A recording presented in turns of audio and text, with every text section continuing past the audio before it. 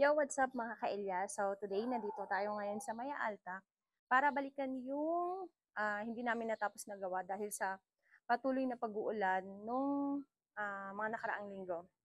Bali, ang project pala na ginawa namin dito is itong ah, partition wall na to.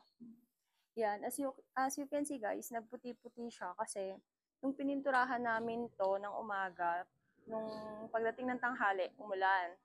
So, kailangan namin siyang pahiran ulit para mawala yung mga puti-puti. Tapos, itong gate, yan, isa rin to sa project namin dito. Sliding by fold din to. Mamaya, ipapakita pa namin sa inyo yung iba namin ginagawa.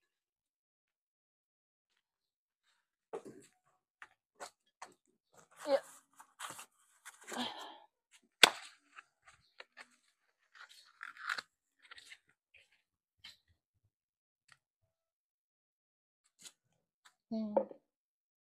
So, yan guys, kailangan muna nating lihain kasi may kumapit na buha-buha ngayon.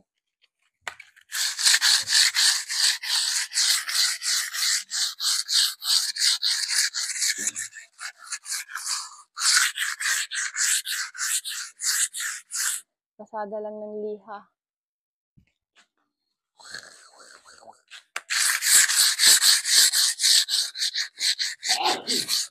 Alam mo, Eli, pag gumagawa tayo dito, nag-aalanganin talaga yung panahon.